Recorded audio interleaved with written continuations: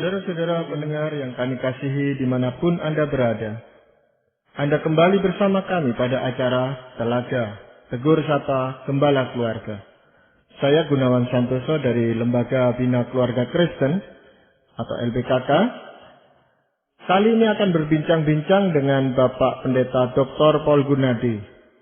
Beliau adalah seorang pakar dalam bidang konseling serta dosen di Seminari Alkitab Asia Tenggara, Malang.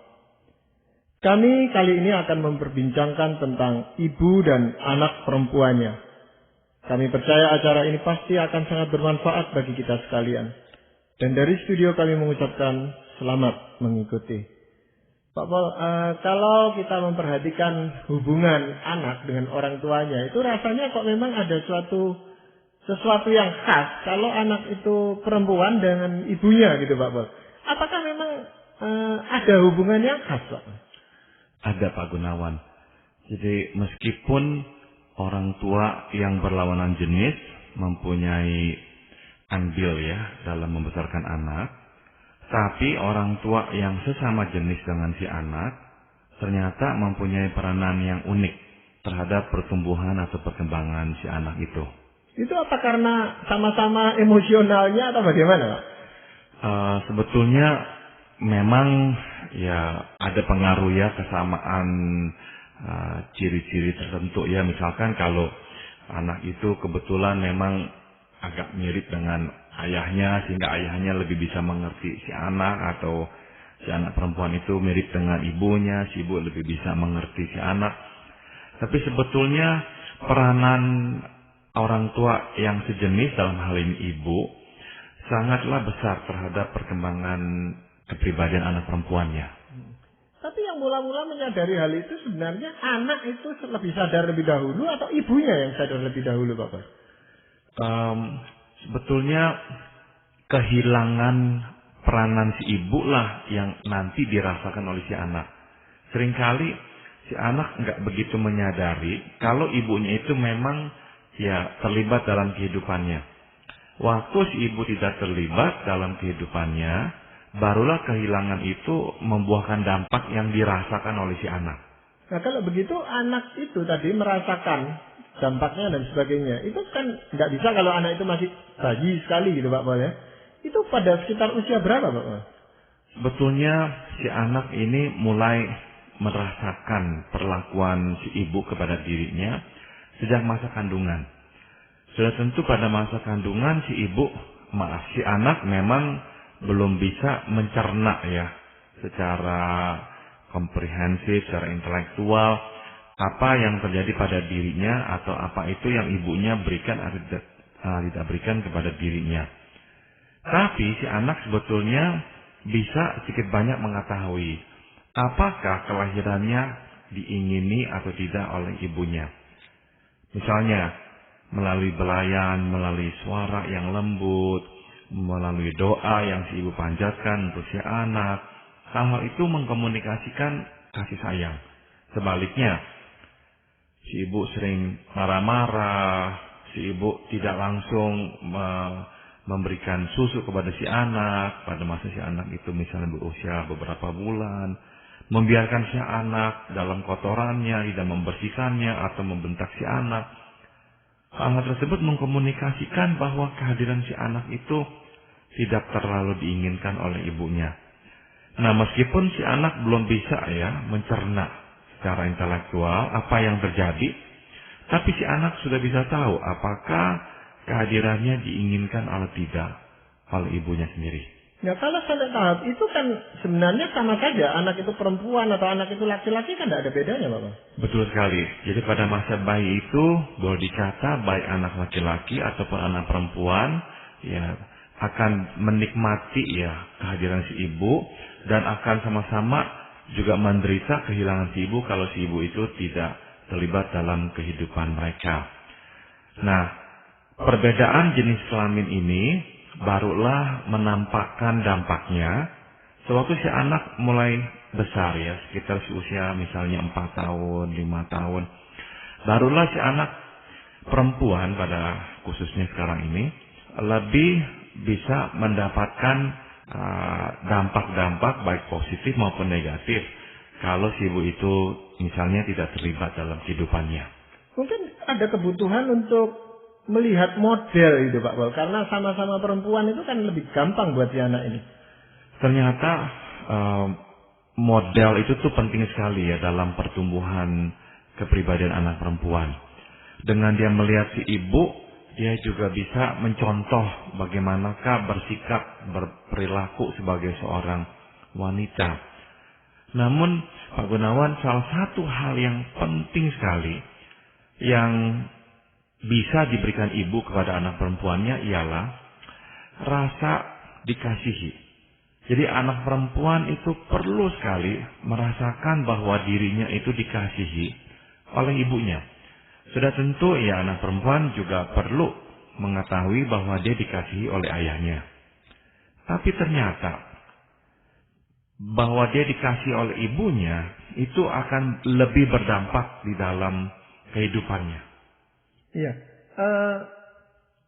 Ayah itu kan juga bisa memberikan kasihnya gitu Pak Paul kepada si anak ini. Tetapi apakah anak itu tidak menanggapinya seperti kalau ibunya yang mengasihi dia gitu? Ternyata memang ada perbedaannya Pak Gunawan. Nanti dalam pertemuan kita yang berikutnya kita akan menyoroti peranan ayah terhadap pertumbuhan anak perempuannya dan juga kebalikannya, peranan ibu terhadap pertumbuhan kepribadian anak laki-lakinya. Tapi apa itu yang disumbangsikan oleh si ibu kepada si anak perempuan? Yang disumbangsikan adalah rasa berharga, Pak Gunawan. Jadi anak perempuan kalau menerima kasih sayang dari ibunya, dia akan mempunyai anggapan bahwa dirinya bernilai. Kalau dia tidak dikasihi oleh ibunya, rasa tidak bernilai itu akan merosot dengan sangat drastis sekali. Nah, sudah tentu kita tahu bahwa perasaan bernilai ini adalah modal yang menghantar si anak memasuki kehidupannya di dunia ini. Dia bisa berjalan dengan tegak, dia bisa memiliki kepercayaan diri, dia melihat dirinya itu oke. Itu semua bergantung pada apakah dia merasa dia dikasihi. Dan sekali lagi yang penting di sini adalah si anak perempuan mengetahui bahwa ibunya mengasihi dia. Ya, nah itu bagaimana kalau ibunya itu seorang wanita karier yang mesti meninggalkan rumah cukup lama gitu Pak? Sudah tentu hal-hal seperti bekerja atau ada kegiatan di luar rumah akan menyita waktu yang bisa diberikan kepada si anak. Namun tidak mesti hal ini berdampak buruk pada si anak dan pertumbuhannya. Sebab di luar jam kerjanya, si ibu tetap masih bisa berinteraksi dengan si anak dan memberikan kasih sayangnya itu kepada dia. Anak perempuan nantinya akan mengemban peran sebagai seorang pemberi kasih atau pengasuh. Nah, ternyata kemampuan memberi kasih dipengaruhi sekali oleh apakah si anak perempuan ini pada awalnya mendapatkan kasih dari ibunya. Dengan kata lain, kalau si anak perempuan ini dari awal tidak menerima kasih dari mamanya sendiri, pada masa dewasanya dia mungkin akan mengalami kesulitan memberikan kasih atau berperan sebagai pengasuh bagi anak-anaknya atau memberikan kasih kepada suaminya. Nah, sudah tentu yang terjadi adalah seperti ini prosesnya kira-kira Pak Gunawan. Kita ini mengasihi karena kita mempunyai modal kasih dalam hidup kita. Kalau kita tidak menerima modal kasih, kita nggak punya kekuatan atau bahan atau modal untuk membagikan kasih itu kepada orang lain. Nah, anak perempuan nanti setelah dewasa akan mengemban peran sebagai pemberi kasih, sebagai pengasuh. Itu sebabnya penting sekali. Dari kecil dia sudah membawa modal atau bahan kasih itu. Sehingga pada usia dewasanya, dia bisa memberikan kasih atau asuhan itu kepada orang lain. Nah, apakah itu tidak bisa diperoleh ketika dia misalnya memasuki usia remaja atau pemuda gitu Pak? Memang bisa dan akan sedikit banyak yang menetralisir kehilangan yang seharusnya dia dapat pada masa kecilnya.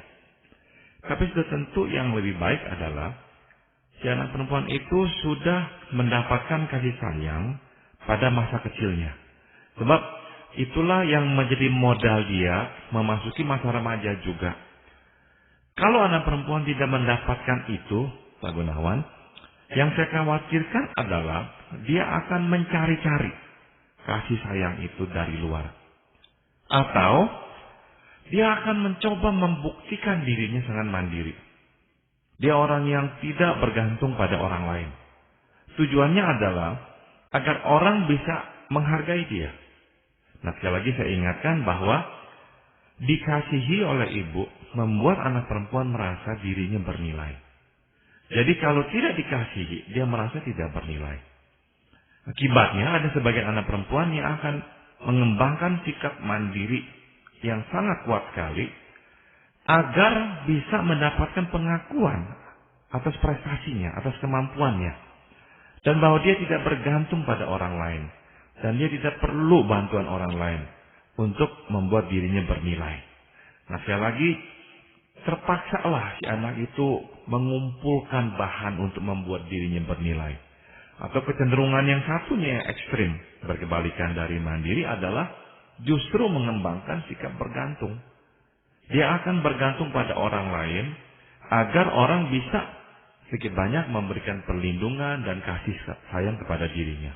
Iya, itu dia akan menarik perhatian orang itu, Pak. Menarik perhatian orang, atau dia sangat mendambakan kasih. Alias kita berkata dia menjadi anak atau menjadi seseorang yang mencari-cari cinta kemanapun dia pergi. Iya, apa sebenarnya kenapa sih kok ada ibu itu yang kadang-kadang memang walaupun itu ibu kandung yang kurang memberikan cinta kasih atau perhatian terhadap anak perempuannya gitu Pak? Salah satu ironinya adalah kebanyakan ibu yang tidak mampu menjadi ibu alias memberikan kasih sayang kepada anaknya adalah orang-orang yang pada masa kecilnya juga tidak mendapatkan kasih sayang itu dari orang tuanya. Sehingga kita melihat bahwa masalah seringkali diwariskan dari satu generasi ke generasi lainnya. Saya teringat sebuah kasus Pak Gunawan yang pernah saya hadapi suatu saya masih bekerja sebagai pekerja sosial di Los Angeles. Saya bertemu dengan seorang anak perempuan berusia 15 tahun. Dia dengan adik-adiknya dititipkan di rumah neneknya. Itu dia kalau nggak salah ada 2 atau 3 adik dan hampir semuanya itu tuh mempunyai ayah yang berbeda. Karena ibunya gonta-ganti pacar dan akhirnya melahirkan dia dan adik-adiknya. Waktu saya bertemu dengan dia itu terkena penyakit kelamin. Saya bertanya kepada anak perempuan yang masih muda ini, baru berusia 15 tahun ya. Sejak kapankah engkau sudah melakukan hubungan seksual? Dan dia mengaku dia sudah mulai berhubungan seksual sejak usia 13 tahun. Nah, bayangkan anak yang berusia 13 tahun Pak Gunawan, anak yang sangat belia, tapi ternyata sudah begitu bebas dalam pergaulannya. Pertanyaannya, mengapakah dia menjadi seperti itu? Nah, sewaktu kita melihat struktur keluarganya, nggak akan heran. Tidak ada laki-laki, tidak ada ayah dalam rumah tangganya, dan si ibunya pun tidak ada di situ. Waktu saya berkunjung, anak-anaknya itu dirawat oleh neneknya. Nah, dalam kasus seperti ini, tidak jarang justru kita akan menemukan bahwa si ibu pun sejak kecil itu tuh tidak disayangi oleh orang tuanya. Nah, akhirnya sewaktu dia sudah menjadi dewasa, dia tidak bisa memberikan asuhan atau kasih sayang kepada anak-anaknya juga. Jadi dengan kata lain, saya mau menekankan betapa pentingnya peranan ibu di dalam kehidupan anak perempuannya. Si ibulah yang mempunyai andil sangat besar menjadikan anak perempuannya nantinya bisa atau tidak menjadi seorang mama atau ibu juga bagi anak-anaknya. Iya. Sebenarnya hal itu juga bisa dilakukan oleh seorang ibu walaupun itu bukan ibu kandungnya. Dalam hal ini ibu tiri gitu Pak Pol ya. yang kita seringkali mendengar konotasinya kan negatif gitu, tidak bisa mengasihi dan padahal sebenarnya kan ada banyak ibu tiri itu yang baik gitu. Bisa. Jadi ini memang tidak terbatasi oleh ikatan biologis. Tidak harus ibu biologis lah. Tapi bisa juga si anak menerima kasih sayang ini dari misalnya ya ibu tirinya itu. Kalau memang si ibu tirinya juga mengasihi dia. Sekali lagi, kasih sayang inilah yang membuat si anak mantap dalam hidup. Dia nggak lagi melihat dirinya sebagai seseorang yang nggak utuh, seseorang yang nggak lengkap. Kebalikannya adalah anak perempuan yang dibesarkan di rumah di mana dia tidak mendapatkan kasih sayang dari ibunya, dia akan menjadi seseorang yang menganggap dirinya itu kurang lengkap. Ada yang terhilang dalam hidupnya. Sehingga dia gamang menghadapi hidup ini. Tidak mempunyai teman depan. Saya nggak mengatakan atau nggak sedang membicarakan kasus di mana ibu itu tidak ada sama sekali di rumah. Bukan itu yang saya maksud. Yang saya maksud adalah ibu yang terlibat di rumah. Jadi, ada kasus-kasus di mana ibu ada di rumah, tapi tidak terlibat sama sekali. Atau misalnya ada kasus di mana si ibu itu luar biasa kritisnya kepada anak. Sedikit-sedikit ibu itu memarahi si anak. Sedikit-sedikit si anak itu pasti salah. Nggak ada yang bisa benar yang dilakukan oleh si anak. Nah, meskipun si ibu, misalkan ya, secara ucapan mengatakan kepada si anak, saya mengasihi kamu. Tapi ucapan itu tuh langsung akan disapu bersih oleh ketidakmenerimaannya si ibu kepada si anak. Melalui kritikan, celaan, omelan yang terus-menerus disampaikan kepada si anak. Itulah yang akan membuat si anak bertumbuh besar, tidak merasakan dirinya itu dikasih dan berharga. Iya, tapi Pak Paul, ada satu keluarga itu di mana ibunya itu sebenarnya sudah memberikan perhatian penuh kepada anak perempuannya ini. Tapi si anak perempuan yang sudah memasuki usia remaja ini justru yang menjauh dari ibunya gitu Pak Paul. Pada usia remaja, sangatlah lumrah jikalau anak menjauh dari orang tuanya. Dan ini tidak melulu sesuatu yang negatif atau yang buruk. Kenapa saya mengatakan begitu? Sebab pada usia remaja lah anak mulai mengembangkan kemandiriannya. Kemandirian berarti keterpisahan. Jadi memang si anak mulailah mendorong, menjauhkan orang tuanya dari dirinya. Sebab dia ingin mulai terpisah dari orang tuanya. Nah, sekali lagi, sesuatu yang terjadi dengan tiba-tiba mendadak itu tidak baik. Tapi kalau terjadi secara alamiah, sedikit demi sedikit, itu biasanya memang lebih sehat. Dengan kata lain, kalau si anak tadinya dekat dengan orang tua, tapi dalam waktu yang sekejap mendadak berubah, menjauhkan diri, menolak orang tuanya dekat dengan dia. Nah, itu mengundang tanda tanya. Kita mesti mulailah berhati-hati dalam kasus seperti itu. Ada apa dengan anak kita? Tapi kalau memang secara alamiah, si anak kok mulai menjauhkan diri dari orang tuanya, ya nggak terlalu banyak cerita lagi. Kalau si ibu atau si ayah ingin pergi dengan anaknya, si anak mulai nggak mau. Ada acara dengan teman-temannya si ayah ibu mau datang, si anak nggak mau. Hal-hal itu hal-hal yang normal. Namun dalam konteks yang berbeda, si anak tetap masih bisa berkomunikasi dengan orang tuanya. Jadi sekali lagi pada masa remaja memang anak-anak cenderung mulai ingin lebih terpisah dari orang tua. Dan itu kita harus terima sebagai sesuatu yang wajar. Padahal sebagai ibu itu punya kekhawatiran yang lebih besar dibandingkan ayah itu Pak Paul ya, terhadap anak perempuannya. Dia itu kepinginnya dekat dengan anak perempuannya, mau memberitahukan supaya hati-hati dalam pergaulan dan sebagainya itu. Dan sudah tentu itu tetap bisa dia lakukan dan seharusnya lah dia lakukan. Jadi si ibu itu memberikan pengawasan, ya, memberikan pembimbingan, memberikan kesempatan si anak untuk cerita.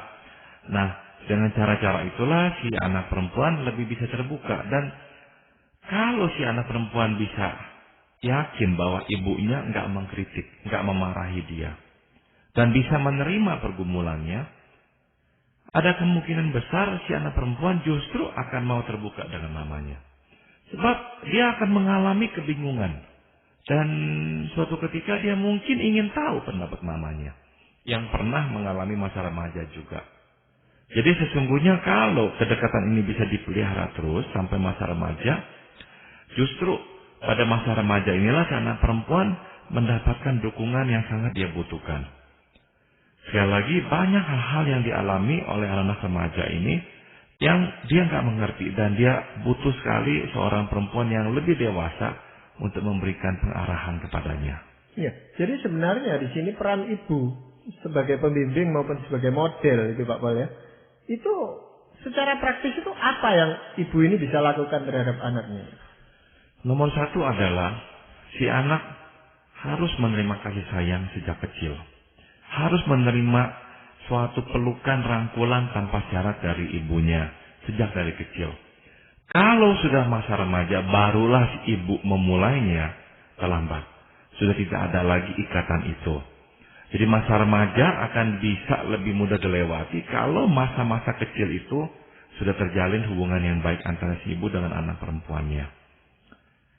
Yang kedua, si ibu pada masa-masa si anak makin besar, memang harus lebih berperan sebagai pembimbing. Dia tidak bisa lagi terlalu menggurui si anak. Karena kalau itu yang terjadi, si anak akan merasa ini hubungan yang gak setimpal. Ibu gak bisa mendengarkan saya. Ibu nggak bisa mengerti saya. Jadi buat apa saya ngomong? Ini salah satu keluhan anak-anak, ya, termasuk anak perempuan juga. Dia akan merasakan bahwa percuma bicara dengan ibunya, karena toh ibunya nggak akan mendengarkan masukannya atau memperhatikan kebutuhannya. Jadi penting sekali si ibu membuka telinga, nggak cepat-cepat menggurui seolah-olah dia yang paling tahu tentang kehidupan dan anak perempuannya nggak tahu apa-apa. Jadi secara praktis si ibu ya lebih seringlah ngomong dan sering-seringlah nanya kepada si anak kalau dia nggak mengerti. Sehingga si anak merasakan bahwa mamanya nggak menempatkan diri jauh di atasnya. Dan yang tadi saya singgung juga adalah jangan terlalu kritis kepada si anak. Meskipun kita mengatakan kita mengasihi anak, kalau terlalu kritis itu akan menghilangkan usaha kita mengasihi si anak itu. Iya. Tetapi justru nanti kalau anak perempuan ini sudah agak besar Pak Paul ya, jadi sudah memasuki usia yang pemudi gitu dan sebagainya, anak perempuan ini justru yang terlalu kritis terhadap ibunya. Misalnya make up-nya lah, pakaiannya lah, kok bisa gitu Pak? Kebanyakan itu terjadi karena memang adanya perbedaan budaya ya. Pada masa-masa tertentu anak perempuan akan masuk ke dalam gaya hidup usianya. Sudah tentu ibunya ya masuk ke dalam gaya hidup usia ibunya yang lebih tua itu. Dan kadang-kadang di sini bisa timbul konflik juga ya. Si ibu ya tidak setuju mengkritik si anak dan sebaliknya. Tapi saran saya adalah jangan kita perbesar hal-hal yang lebih bersifat lahiriah. Kita fokuskan pada hal-hal yang lebih bersifat hakiki ya. Misalnya kerohanian si anak itu. Apakah si anak bertumbuh besar, percaya kepada Tuhan? Apakah dia tetap mau ke gereja meskipun tidak disuruh? Apakah dia mau membaca firman Tuhan meskipun tidak lagi diminta? Apakah dia berdoa sendiri ataukah hanya mau berdoa jika diajak berdoa? Nah, hal-hal seperti itulah yang lebih penting. Namun sekali lagi hal-hal itu seringkali hanya bisa muncul jika si anak melihat si ibu melakukannya. Kalau ibu hanya bisa menyuruh tapi tidak melakukan, ya saya takut akhirnya si anak pun tidak akan melakukannya. Iya, seringkali kelihatan anak perempuan itu mengalami konflik batin lebih sering dibandingkan anak laki-laki. Gitu. Karena anak perempuan memang dinilai berdasarkan penampilannya. Jadi seringkali pada masa-masa remaja, meskipun anak laki pun juga mengalami goncangan secara identitas, anak perempuan sebetulnya cukup sering mengalami konflik-konflik batinnya. Mungkin saja tidak terekspresikan ya, karena di dalam hatinya saja. Tapi dia mungkin sekali mengalami keraguan-raguan. Apakah dia menarik atau tidak, bisa diterima atau tidak. Maka sekali lagi, Kalau dia tidak mendapatkan pelukan dari ibunya, dia tahu dia dikasihi, nah hal itu tuh akan bisa mengganggu si anak. Tapi kalau dia dikasihi oleh ibunya dengan sangat berlimpah, dia akan lebih bisa lebih kuat menghadapi tantangan-tantangan itu. Meskipunlah dia nggak terlalu menarik, meskipunlah dia tidak terlalu cantik atau pandai, tapi dengan modal dikasih itu, dia tetap bisa melewati masa-masa remaja dan pemudinya dengan lebih baik. Iya. Pak Paul, dalam perbincangan ini, apakah ada ayat firman Tuhan yang mendukung gitu Pak Paul, yang bisa kita jadikan landasan dari semua ini? Saya akan baca dari Titus 2 ayat 3 dan 4. Intisarinya adalah begini. Demikian juga perempuan-perempuan yang tua, hendaklah mereka mendidik perempuan-perempuan muda. Saya mau tekankan bahwa inilah tugas ibu yang memang usianya lebih tua. Tugasnya adalah mendidik perempuan-perempuan. Kalau si anak enggak mendapatkan kasih, dia akan kesulitan mengemban tugas memberikan kasih kepada orang lain. Jadi hendaklah dimulai dari ibu sendiri. Ya, itu apakah juga terkait bahwa para pendidik khususnya guru untuk anak-anak yang masih kecil itu lebih baik wanita daripada pria gitu? Mungkin ya pada masa yang kecil sekali ya. Tapi pada masa remaja apalagi ya. Guru pria itu sebetulnya berperan besar sekali. Karena pria itu melambangkan otoritas dalam kehidupan. Iya, jadi terima kasih sekali Pak Paul untuk perbincangan ini. Dan kita tentunya mengharap para pendengar setia ini untuk mengikuti acara telaga ini pada kesempatan yang akan datang. Karena kita masih akan melanjutkan beberapa poin yang berkaitan dengan perbincangan kita kali ini. Para pendengar sekalian, terima kasih Anda telah mengikuti perbincangan kami dengan Bapak Pendeta Dr. Paul Gunadi dalam acara Telaga, Tegur Sapa Gembala Keluarga. Kami baru saja berbincang-bincang tentang ibu dan anak perempuannya. Bagi Anda yang berminat untuk mengetahui lebih lanjut mengenai acara ini, silakan Anda menghubungi kami lewat surat. Alamatkan surat Anda ke Lembaga Bina Keluarga Kristen atau LBKK, Jalan Cimanuk 58, Malang